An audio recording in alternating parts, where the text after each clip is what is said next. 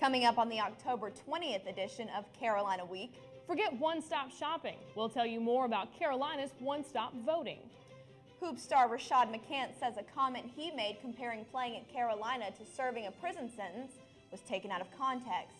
And it's the one place on earth where fried foods are king and low-carb diets go right out the window. Plus, weathercaster Meredith Croak with a cooler 4-day forecast. Those stories and more. Carolina Week starts now. From the School of Journalism and Mass Communication at the University of North Carolina at Chapel Hill, this is Carolina Week.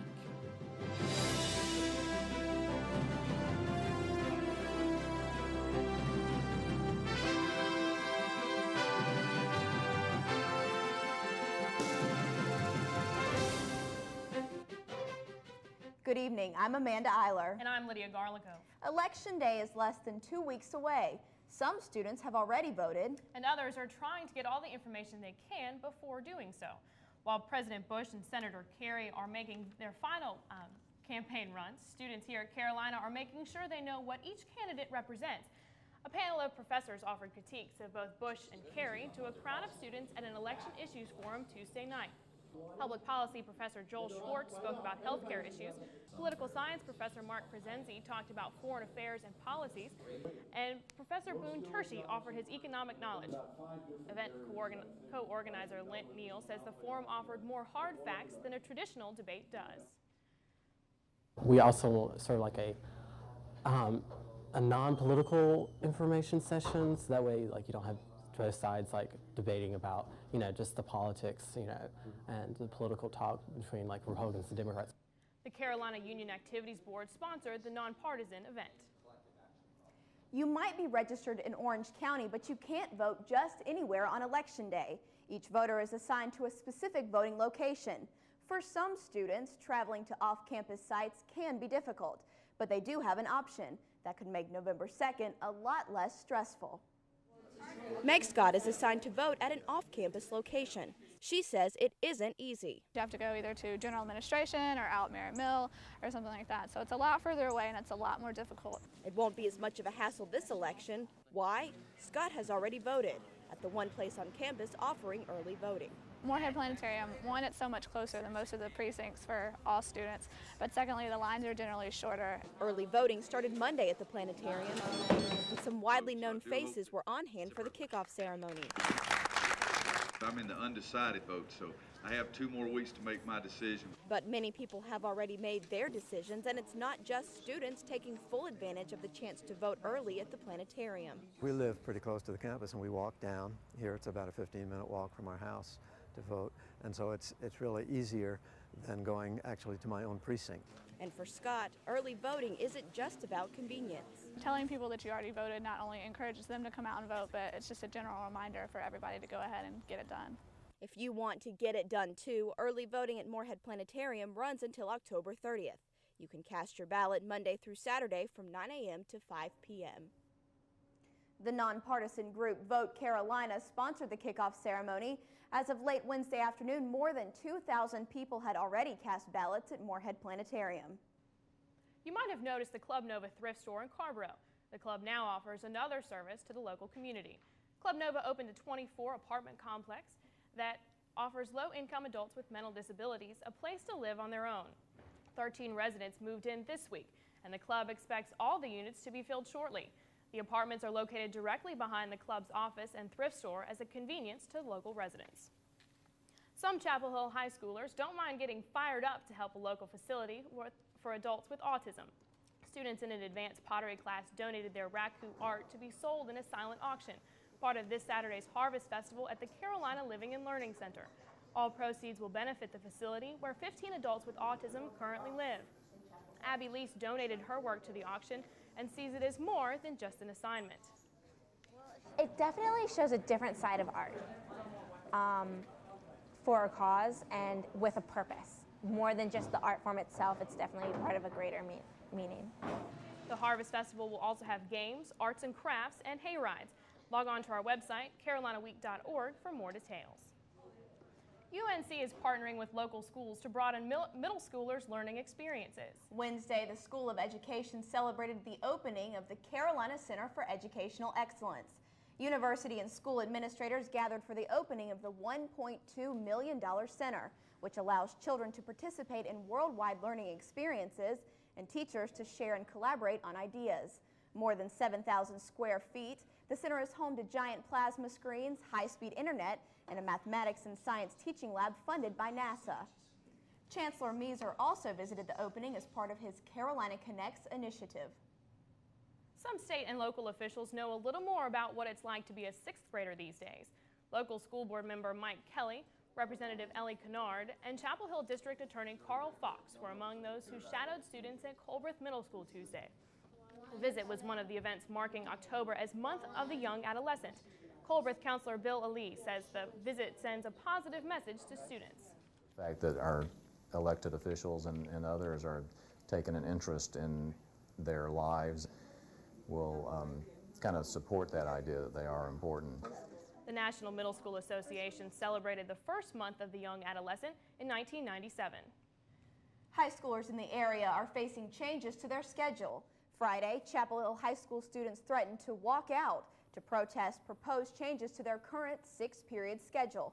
Regardless, a new schedule for Chapel Hill will go into effect this August. One of the proposals is a block schedule that extends each period from less than an hour to 90 minutes and condenses 2 semesters of material into 1. Proponents say the block schedule would improve students' retention of material and help establish better teacher-student relationships. You'll see goblins and ghouls and plenty of men and women in uniform. Chapel Hill has big plans to keep the big Halloween party on Franklin Street safe for everyone.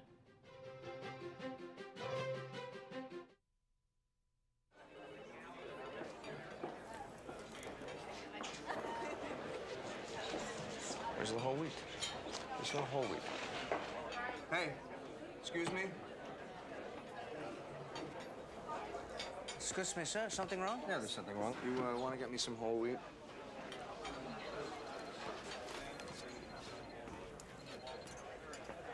Oh, come on. Hey, hey, amigo. Hey, I asked you for whole wheat bread. This is not what I wanted. El Guido. Sorry for the confusion. You know, that's the problem with these people. If you want to serve Americans, you got to learn to speak the language. You know what I'm saying? No, sir. I don't. Enjoy your lunch.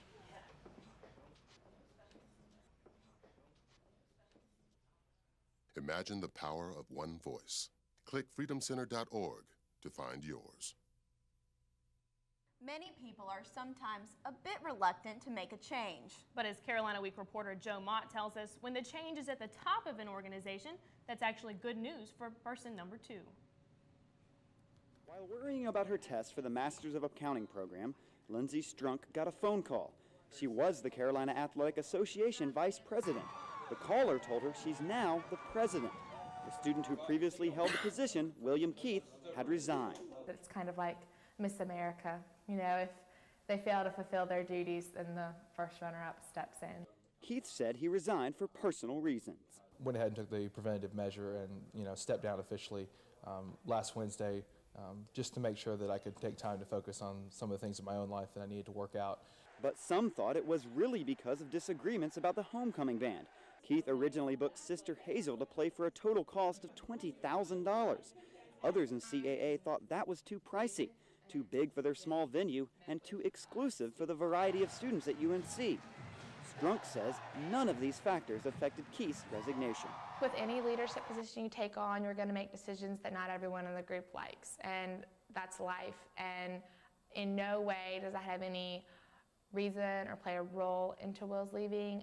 Regardless of the administrative change, CAA said homecoming will be unaffected, so students can come fill the stands here at Kenan next Saturday night to watch UNC battle it out with Miami. Strunk says she has filled in for Keith in the past and feels comfortable about taking the job. Keith says he'll continue to be an active part of CAA, just without the official title. In Chapel Hill, I'm Joe Mott, Carolina Week. Former CAA President William Keith joins us now. William, thanks for being here. How will a new vice president be selected? Well, on the interim basis, CAA will be without a vice president as acting CAA President Lindsey Strong takes over this week. We'll go through an open application process as we would for a vice president coming in under a new administration, and hopefully we won't have any setbacks during that application process. Now, CAA has said that homecoming will be unaffected by your resignation, but do you foresee your resignation having any effects on homecoming? I don't see that there will be any effects. Most of our stuff has already been proceeding well, and I have no doubt that our homecoming chairs will be able to continue without my administration being headed. William, thanks again for joining us. Although who will lead the planning for homecoming is decided, the race for Mr. and Miss UNC is far from a done deal. Reporter Mary McGuirt has the story. Every fall, the excitement of homecoming takes over Carolina's campus. And a big part of this excitement is the race for homecoming king and queen. Vote for Jesenia! With voting less than a week away, this year's candidates are everywhere on campus trying to get the word out. Students walking around campus and in the pit are bombarded by signs and publicity. But do they really know what it takes to run for Mr. or Mrs. UNC? It just seems like a popularity contest so far. I don't really know anything if they have issues. But they do. To even run for the position, students have to plan a service project they will carry out if elected. Each candidate also has to get 50 student signatures, have a sponsoring organization, pay a fee, and make it through a round of interviews. Bailey Crane is the homecoming committee chair. She says this year's candidates for homecoming show strong UNC spirit.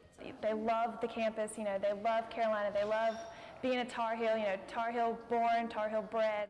The candidates have their own ideas about what are the most important qualities for Mr. and Mrs. UNC. The homecoming king has a responsibility to kind of rally the campus behind an issue. Miss UNC should be fun and to relate to all of her peers. Somebody who can represent the university very well. It's more about your service project and being selfless. Someone who should love UNC. A role model of what UNC students are all about. Miss UNC or Mr. UNC should definitely have a passion for others. The candidates will be campaigning in the pit all week long, so be sure to check out their service projects before you place your vote. In Chapel Hill, I'm Mary McGuirt, Carolina Week. Homecoming events begin next week, starting with a John Legend concert in the Union on Sunday night. Tuesday, spend an evening with Roy Williams, and there will be a senior tailgate before the Miami game on Saturday the 30th. While people are out campaigning for homecoming, some students are campaigning to make you aware of an important issue. The Muslim Students Association has dedicated this week to Islam awareness. For any questions about Islam, you can go to the pit from 9 to 2 until Friday. Tuesday night, the ethicist columnist from the New York Times, Randy Cohen, spoke to students about secular and religious ethics, which he says is the foundation of America. MSA Outreach Coordinator Tayyaba Karashi says awareness weeks are important to promote acceptance and a future of more integration. Thousands and thousands of Muslims in America living here as productive citizens, and it's just an amazing concept that we can all live together, in such a peaceful relationship. MSA members are encouraging everyone to join them in a fast from sunrise to sunset on Friday as part of the Islamic holy month Ramadan. The MSA will break fast and eat at 6:15 p.m. in the Carmichael Fishbowl. Well, as Halloween draws near, the Chapel Hill Police Department is preparing for the annual Franklin Street festivities. Last year, the crowd on Franklin swelled to 78,000. This year, police anticipate about 70,000 people to join in the fun. That could include a return visit from the masked man Zorro. Police Captain Brian Curran says the department's main goal on Halloween is controlling the massive crowd. A lot of what the officers do is check folks as they're coming into the closed-off area to make sure that they're not bringing in stuff that's going to cause a problem out there in the street and in the crowd. This year, downtown streets will be closed to cars starting at 9 p.m. Portions of Franklin Street, Columbia Street, and Raleigh Street will be blocked off. Police won't permit certain items in the closed area, such as alcohol, fireworks, weapons, and coolers, among other things. There will be more than 300 police officers on duty this Halloween. A quarter out of your pocket this Halloween can give children more than just candy. The UNICEF Trick or Treat program has spread its orange boxes from Cosmic Cantina to McAllister's Deli to raise money for needy children around the world. UNICEF co-chair Mariam Masagi says it's important to raise awareness among American children about the plight of other kids around the world. American kids who who have clean water and, you know, all the food they could ever want and medicines are raising money for children their same age across the world who don't have those things. UNC raised $1,000 last year for UNICEF. With the help of local schools and youth groups, it hopes to raise even more this year. That group is interested in helping the world's kids. Another group is working to reduce the number of kids in the world by cutting teen pregnancy rates. October is Let's Talk Month, a nationwide campaign to get parents to talk with their kids about sex. The Adolescent Pregnancy Prevention Coalition of North Carolina provides materials and trains health officials and school nurses about how to teach pregnancy prevention. Group President Kay Phillips says the state's teen pregnancy rates are on a steady decline because more parents and kids are talking. So we encourage our parents to talk with their children about sexuality so that it becomes an easy thing for the parents to talk with the kids about. Organizers will hold events for parents and kids throughout the month of October to celebrate Let's Talk. Could antidepressants actually make adolescents more suicidal? The FDA says yes, and a new regulation requires drug companies to warn patients. Makers of antidepressants now have to put a warning label on their drugs. The labels will alert patients that the drugs can cause some children and teenagers to have suicidal thoughts. Psychiatrists say some drugs can make people feel more lethargic on top of their depression. Well, weathercaster Meredith Croak joins us now. Meredith, I don't know if you've heard the old saying, but it goes something like, if you don't like the North Carolina weather, wait 10 minutes and it'll change, and that seems like it's happening. Well, we certainly have seen some of this changing weather. One day it feels like winter, the next it feels like summer. So will that continue? I'll have your full forecast coming up after the break.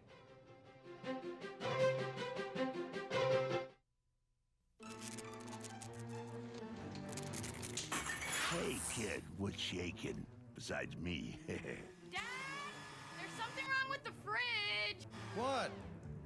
Ooh, a snack. Got energy hogs in your house? Now you have the power to do something about them. Log on to energyhog.org. Because nobody likes an energy hog. Hey, they got Charlie! Who cares? What do you get when you cross a soprano with a cardiologist? Someone who'll sing their heart out. Just what they're doing at a local community theater.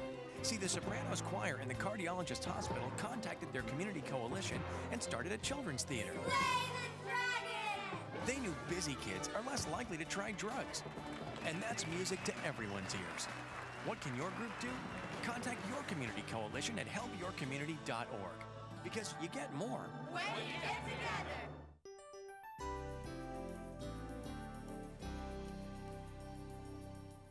Welcome back to Carolina Week. I'm meteorologist Meredith Croak. Taking a look at your weather headlines, we do have a cloudy start to the weekend, but it's going to turn sunny and we'll have a bright weekend in the end with some mild temperatures. Now let's take a look at that satellite map. You can see there are some clouds over the region now, but most of these clouds will move through in the next couple of days. Now as that starts to move through, we're going to have sunnier skies and it's going to clear out for the weekend. Looking at that surface map now, you can see we have these low pressure systems just kind of riding on through. That's what's been bringing us this up and down weather with the rain showers and the nice weather. So behind that, a high pressure system. You can see back to the west, that high pressure system, once this scoots on through, we're going to get some sunny weather and it's just going to be a great weekend coming up. Now let's take a look at your normal temperatures for this time of the year. You can see the average temperature is 70 degrees. Going to be just a degree or two below that, but look at the normal low temperature, 46. We're going to be way above that normal low temperatures with lows only in the lower 50s. So it's going to feel pretty nice out there this weekend. Record high 85, set back in 1984, and the record low 28 degrees. That was set back in 1992. So glad it's not that chilly out. We are above normal for the rainfall. Normal rainfall is 35.92, and year to date this year is 41.57 inches of rain. Now let's take a look at your Carolina Week 4-day forecast. You can see those clouds starting to decrease by the time you go into later part of the weekend and into Monday. It's going to be bright sunny skies. So 68 on Friday and temperatures basically slowly rising. So it's going to feel pretty nice out there. Taking a look at your beach forecast now. Saturday, high 70 degrees with mostly sunny skies, and Sunday, 72 with mostly sunny skies. So now, again, a pretty nice day out at the beach. And if you're heading to the mountains, it's going to be fairly nice at the mountains too. A little bit cooler on Saturday, 65 degrees, but again, that low only at 50 degrees, so fairly warm out there. And Sunday, warming up a bit, 70 degrees on Sunday, and 49 for your low temperature. Now, if you're heading out to the mountains and you're going on a drive out there, take a look at your fall foliage forecast. Now, the foliage report for western North Carolina is actually at early peak. So that means there's only about a 50% change of the color, 50 to 70% change of the colors. So it's getting pretty colorful out there. And for central North Carolina, where we are, it's actually just basically at patchy. So only seeing about a 10 to 30% change of colors. But I don't know about you guys, but I'm certainly glad we're starting to move into winter and we're not anywhere near that record high temperature of 85 degrees. I agree. Fall's my favorite season, so I definitely love the cooler weather. And something I like about the fall is the fact that basketball season is coming. So Ann Sexton joins us now with sports. And when I left late night with Roy on Friday, it was cold. It was definitely cold. I mean, I was glad I brought my jacket. But first, coming up on Carolina Week Sports, we have to tell you a little bit about what happened. If you like Tar Heel basketball, and let's be honest, who doesn't? You better stick around. We have Roy's late night and Rashad's long day when Carolina Week Sports returns.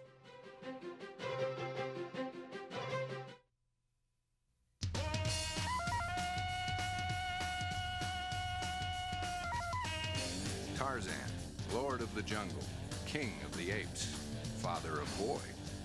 He knows what it takes to be a dad. You go for a ride, you take a swim, you hang out. All it takes is time. Hey, it doesn't take a hero, but it takes a man to be a dad.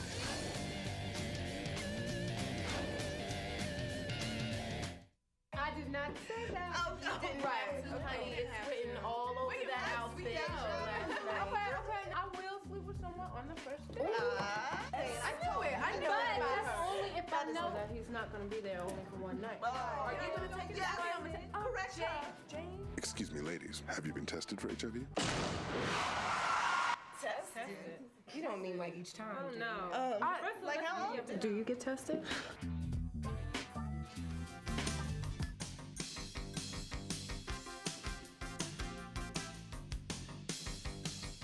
Welcome back to Carolina Week Sports. I'm Ann Sexton. Imagine this. You're Roy Williams sitting down at the breakfast table Sunday morning, one day after a successful opening of the season with Late Night with Roy. You pick up the paper and see this. Reporter Brad McGinnity brings us up to date as McCants recants and tries to put it all in context.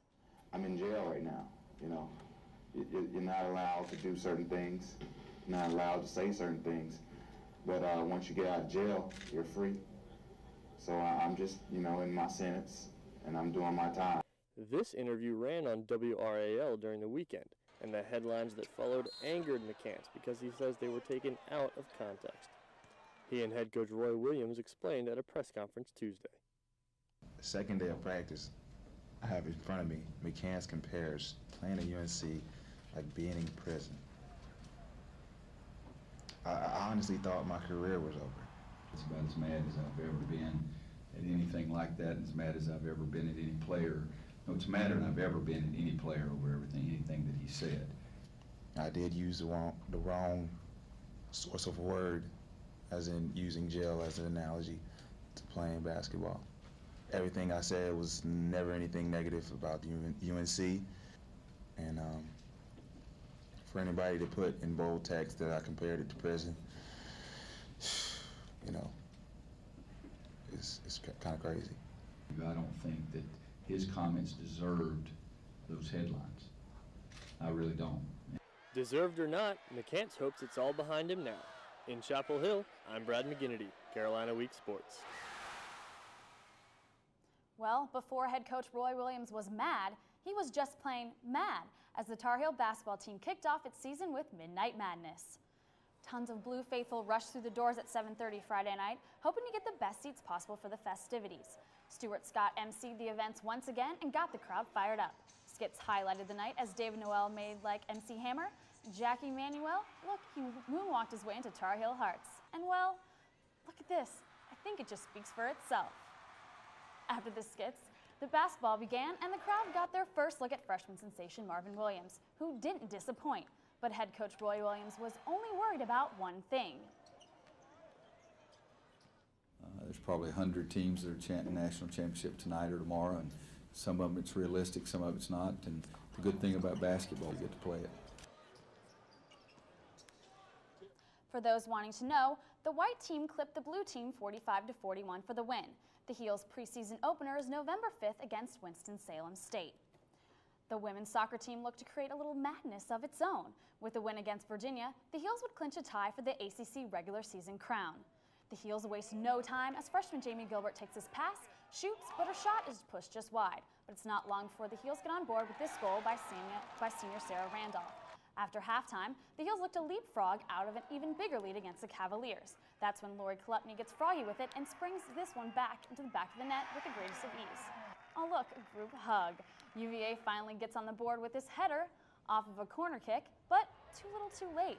The Tar Heels defense allows a season-low 6 shots on goal and clinch a tie for the regular season ACC crown. But the men's soccer team strayed from ACC action Saturday evening, upsetting number 7th ranked South Carolina's 2-0. Goals by sophomores Corey Ash and Jamie Watson clinched the Heels' second straight win, improving Carolina's record 5-6-2 on the season. The Heels return to ACC play Wednesday against Virginia Tech in Blacksburg. Well, I know there's actually a lot of action going on, even though the football team's not playing this weekend. The soccer team, ACC, the women's soccer team action starts this weekend, so it's really exciting. All right, we'll look forward to that. Thanks, Ann. Sometimes college students feel fried after a long day of hitting the books. But don't say that word too loudly in front of state fair vendors. It might give them an idea you'd regret. We'll explain when Carolina Week continues. Recycling a glass bottle saves enough energy to run the TV you're watching for 1 full hour. Recycle. It's the everyday way to save the world. Making a can from recycled aluminum instead of from raw materials reduces air pollution by 95%. Recycle. It's the everyday way to save the world. Recycling all our Sunday papers would save over 500,000 trees a week. Recycle. It's the everyday way to save the world. If you have a story idea, contact Carolina Week at 843-8292. You can also visit us online at carolinaweek.org. If you have questions about this program, write Carolina Week at Campus Box 3365, UNCCH, Chapel Hill, North Carolina, 27599.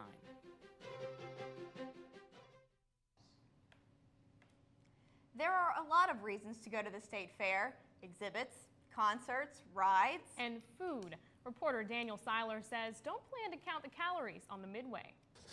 When John Deere patented his ice cream machine in 1937, there were only a few fried foods found on the menu. French fries have been around, and corn dogs, as have funnel cakes. Yet here in the 2004 season of the North Carolina State Fair, it seems like anything is fair game for the cooker. It's common to see signs for fried cheeseburgers, fried Twinkies, fried Oreos, and even fried pickles. And people are, well, gobbling it up. Far from shying away from the delicacies on a stick, they're lining up to buy them, especially the sugared fried candy bars. Snickers and Oreos. Man, they buy it like crazy. They fry just about everything here at the State Fair, but is there anything that vendors would fry that people won't buy? For example, why not a honey bun? Or if that doesn't work, why not try some goat's meat? Or, if we're feeling very daring, some cotton candy. Just what is the next big fried thing? Heck yeah, sweet potato. Who won't? That sounds good. I've never had a sweet potato. Maybe fried sushi. We can only guess until the next jump in culinary delight takes the Midway by storm. The experts aren't talking. Secret. It's fair to say, don't eat too many sweets before leaving the Midway for the fair's famous rides. In Raleigh, Dan Seiler, Carolina Week. Now, I'm headed to the fair tonight, so I'm looking forward to checking out all that fried food. Sounds good. Don't count the calories. That's going to do it for this edition of Carolina Week. Thanks for watching. Good night.